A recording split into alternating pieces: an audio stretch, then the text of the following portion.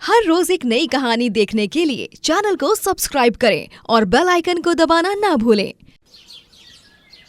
अवनी एक गरीब और अनाथ महिला होती है जिसकी शादी मोहित से होती है। ससुराल वाले अवनी से बहुत प्यार करते हैं और उसे अपनी बेटी की तरह ही मानते हैं। ससुराल में उसकी सास जमुना और ससुर प्रेमलाल होते हैं। कुछ ही महीनों बाद अवनी गर्भवती हो जाती है, लेकिन एक दिन गर्भावस्था में जब अवनी एक जगह टैक्सी में जा रही होती है तभी उसका एक्सीडेंट हो जाता है और वो बुरी तरह घायल हो जाती है। डॉक्टर कैसी है अवनी अब? और मेरा बच्चा वो तो सही सलामत है ना? बताइए ना डॉक्टर। अरे डॉक्टर बाबू, तुमने मौन व्रत धारण कर लिया है क्या? हाँ, अरे जल्दी बताओ हमारी बहू ठीक है या नहीं? पेशेंट ठीक है लेकिन क्या डॉक्टर साहब, बताइए। बच्चा नहीं बचा पाई। पेशेंट का गर्भपात हो चुका है और अब वो कभी भी माँ नहीं बन सकती है। डॉक्टर की ये बात सुनकर मोहित, जमुना और प्रेमलाल तीनों हैरान रह जाते हैं। हे माँ, माता जी! ये आप क्या कह रहे हैं डॉक्टर? ऐसा नहीं हो सकता, ऐसा नहीं हो सकता। ये क्या हो गया पापा? माँ! मैंने कहा था बहू की कुंडली अच्छी नहीं है, वो पनौती ही है और उसी की वजह से हमारे खानदान के आने वाला चिराग खोया है। 2 दिन बाद अवनी को हॉस्पिटल से डिस्चार्ज मिलने के बाद घर वाले अवनी को घर में लेने से पहले ही उसे घर से बाहर निकाल देते हैं और उसके मुंह पर उसके सारे कपड़े फेंक देते हैं। ये आप लोग क्या कर रहे हैं? मेरा सामान और मुझे घर से बाहर क्यों निकाल रहे हैं? सिर्फ इसलिए क्योंकि मैं अब कभी भी माँ नहीं बन सकती। हाँ, क्योंकि अब हम इस घर में तुम जैसी पनौती को बिल्कुल नहीं रख सकते। तुम एक बांझ हो और बांझ एक पनौती होती है।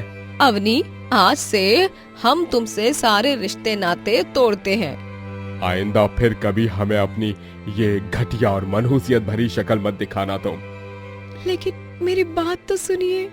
अवनी कुछ और कहती उससे पहले ही मोहित उसके मुंह पर दरवाजा बंद कर देता है और बेचारी अवनी अब यहाँ से वहाँ भटकते हुए दूसरे गांव पहुँच जाती है। वो 2 दिन वहाँ के एक मंदिर में रहती है, लेकिन उसके बाद उसके पास एक औरत आती है और कहती है, अरे ओ बहन, अरे तुम्हें काम चाहिए था ना? है मेरे पास काम, वो भी बहुत अच्छा। अरे वाह, धन्यवाद बहन जी। कहाँ है काम? कैसा है काम, बताइए ना। एक औरत है, वकील है, अपनी दादी के साथ रहती है। उसके घर पर दिन रात रहना है और घर का सारा काम करना है। वाह वाह, ये तो बहुत ही अच्छा काम है। हाँ, सो तो है। तनख्वाह वगैरह का तुम मुझसे पूछ लेना, ठीक है? ठीक है बहन जी। तनख्वाह का क्या है?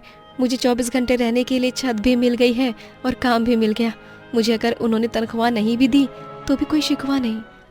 अवनी उस औरत के घर जाती है। उसका नाम सुजाता होता है। सुजाता एक वकील होती है जो अपनी बूढ़ी दादी के साथ रहती है। अवनी वहाँ काम करने लगती है। झाड़ू पोछा से लेकर खाना बनाने तक सारे काम अवनी अच्छे से कर लेती है, जिससे सुजाता और उसकी दादी बहुत खुश होते हैं।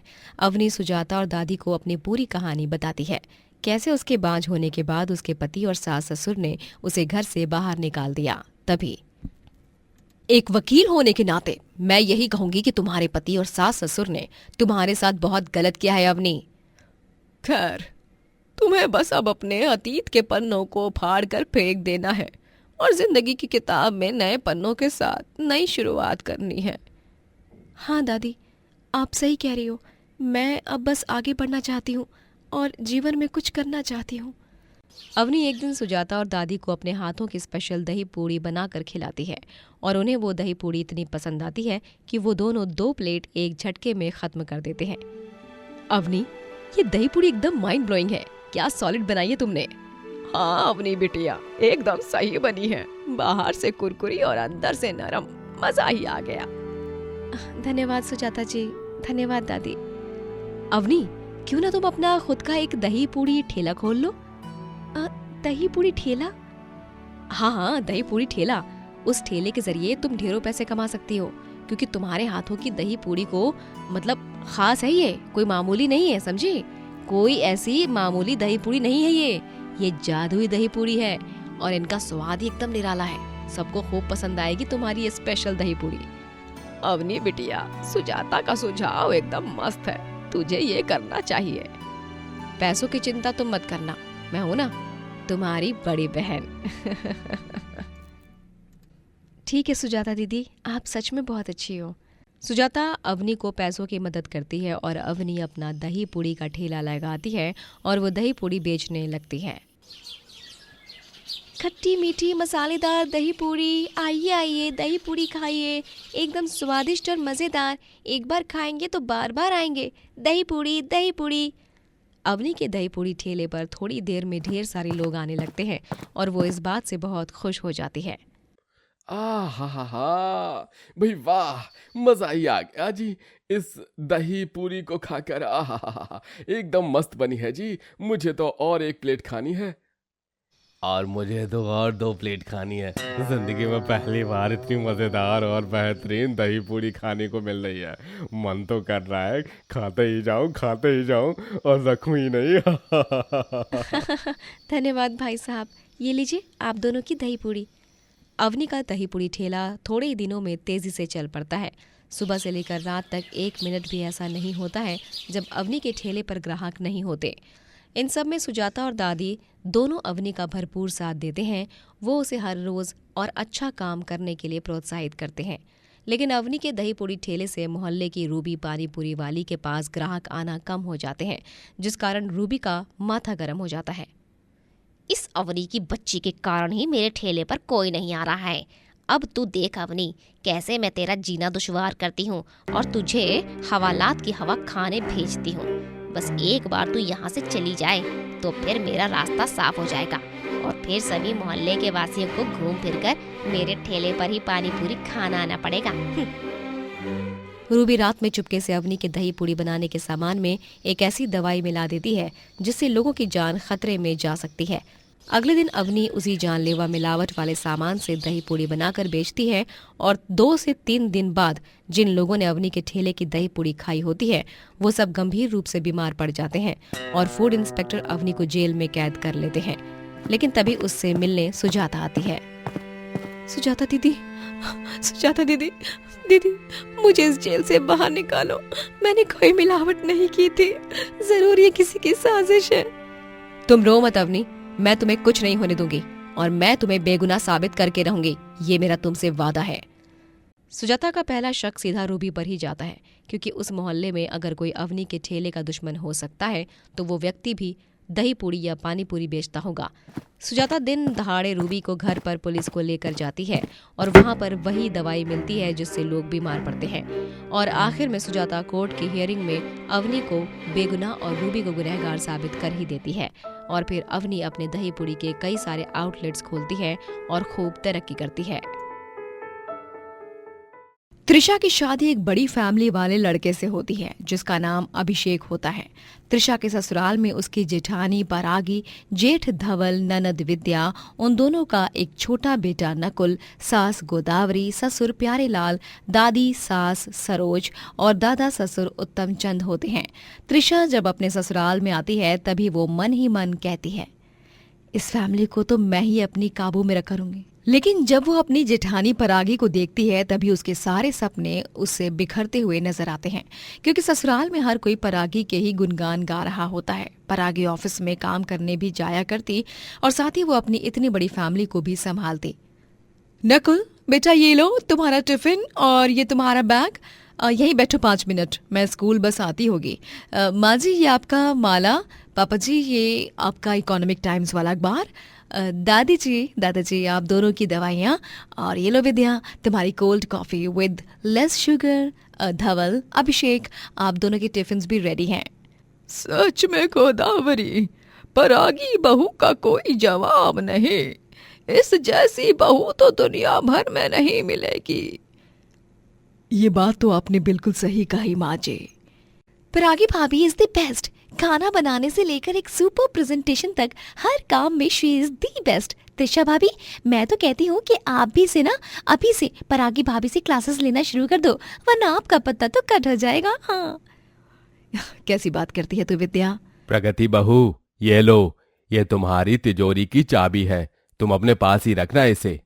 और हाँ परागी बहू, आज तुम कल का काम भी कर लेना, क्योंकि कल हमारे घर में पूजा है और उसमें तुम्हारा होना बहुत जरूरी है, क्योंकि तुम ही तो हो इस घर की खरी लक्ष्मी। जी दादाजी, मैंने कल की छुट्टी ले ली है पहले से ही, आप उसकी चिंता मत कीजिए। हर किसी के लिए घर में परागी ही बेस्ट थी। हे भगवान, यहाँ पर तो हर कोई इस परागी के नाम की ही माला जप रहा है। कहीं ऐसा ना हो कि इस परिवार को अपने बस में करने से पहले ये जेठानी ही मुझ पर भारी पड़ जाए। परागी घर की सबसे महत्वपूर्ण सदस्य हो चुकी थी। घर में छोटे से छोटे फैसले वो ही लेती, और एक दिन जब राशन में त्रिशा एक्स्ट्रा बटर मंगवाती है तभी, त्रिशा तुमने ये एक्स्ट्रा मक्खन क्यों मंगवाया है? ऑलरेडी घर में इतना सारा मक्खन पड़ा हुआ है ना, उस पर और क्यों? क्यों? क्या हुआ? अगर मैंने एक्स्ट्रा मक्खन मंगवा भी लिया तो कौन सा लाखों का नुकसान हो गया? लाखों का नुकसान नहीं हुआ है त्रिशा, लेकिन आप तो ऐसे ही रिएक्ट कर रही हो ना जेठानी जी, जैसे लाखों का ही नुकसान हुआ हो। देखिए, आप ना अपनी ये होशियारी मुझे तो बिल्कुल भी मत दिखाइए। आप होंगी इस घर की देवी, लेकिन मैं आपकी भक्त बनने में कोई दिलचस्पी नहीं रखती। सो प्लीज अपनी बॉसगिरी अपने पास ही रखो। हाँ। इतना कहकर त्रिशा मुंह बनाकर अपने कमरे में चली जाती है।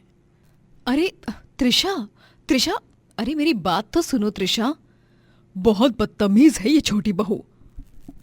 त्रिशा के बर्ताव से ये साफ साफ झलक रहा था कि वो परागी से जल रही थी। त्रिशा हमेशा से अकेली थी, क्योंकि बचपन में ही उसके माता पिता इस दुनिया से चले गए थे और वो अनाथ आश्रम में चली गई थी। फिर और अब बड़ी फैमिली मिलने पर वो सबके साथ घुल मिल गई थी, लेकिन उसकी जेठानी के कारण उसके मन में जलन का भाव पैदा हो जाता है। क्यों नहीं हूं मैं परागी की तरह? काश मैं उसकी तरह होती तो पूरे घर पर अपनी हुकूमत चला पाती, लेकिन मैं बाकी लोगों की तरह परागी की गुलाम नहीं बनने वाली। हाँ त्रिशा, इस घर में कोई भी परागी भाभी का गुलाम नहीं है। सबके सब उनसे बस प्यार करते हैं, इसलिए उनका आदर सम्मान करते हैं। तुम्हें भी धीरे धीरे वक्त के साथ समझ आ जाएगा कि वो कितनी अच्छी हैं, लेकिन वो तभी होगा जब तुम अपनी आंखों से जलन और नफरत का चश्मा हटाओगी। मैं उनसे नहीं जलती अभिषेक। तुम्हारी उनके लिए जलन साफ साफ दिखाई देती है त्रिशा। फाइन, अगर तुम्हें अपनी भाभी के गुण गाने हैं ना तो गाते रहो।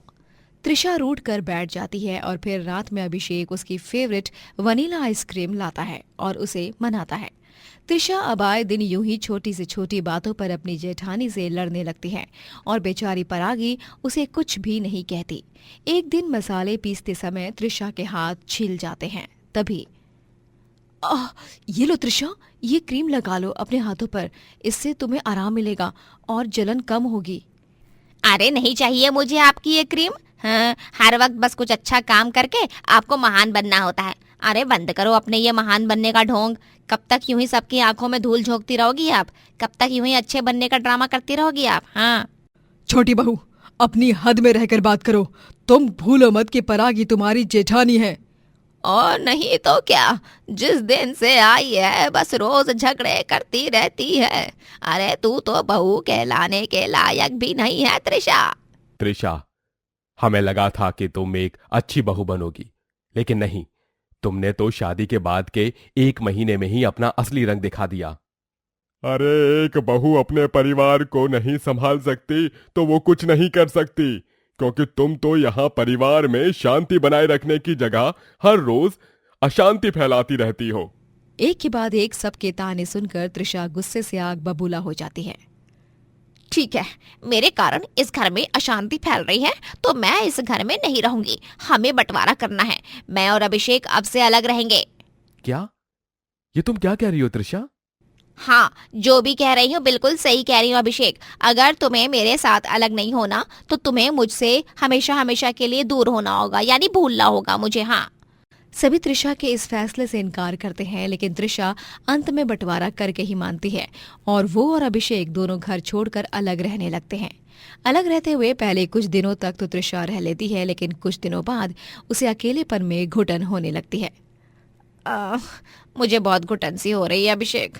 मुझे सबकी याद आ रही है। शायद मैं ही गलत थी जो सबके साथ ठीक से रह नहीं पाई। अभी अकेली पड़ने के बाद तुम्हें अपनी गलतियों का एहसास हो रहा है त्रिशा, लेकिन अब नहीं, अब बहुत देर हो चुकी है। अब तुम और मैं यहीं रहेंगे हमेशा के लिए। लेकिन अभिषेक वहां से उठकर चला जाता है। अब त्रिशा बुरी तरह अपने ही खोदे हुए गड्ढे में गिर चुकी थी।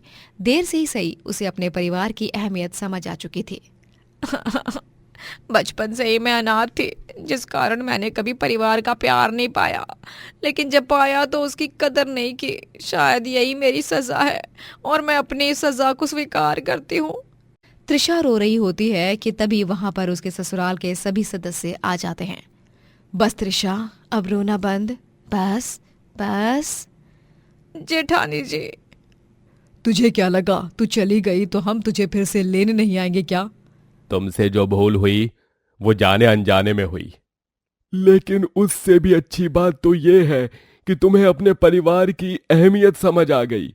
हमें अभिषेक ने सब बता दिया और इसीलिए हम तुम्हें फिर से लेने आए हैं। मुझे माफ कर दीजिए आप सब, मैंने बहुत गलत किया। थैंक यू मुझे इतना प्यार करने के लिए।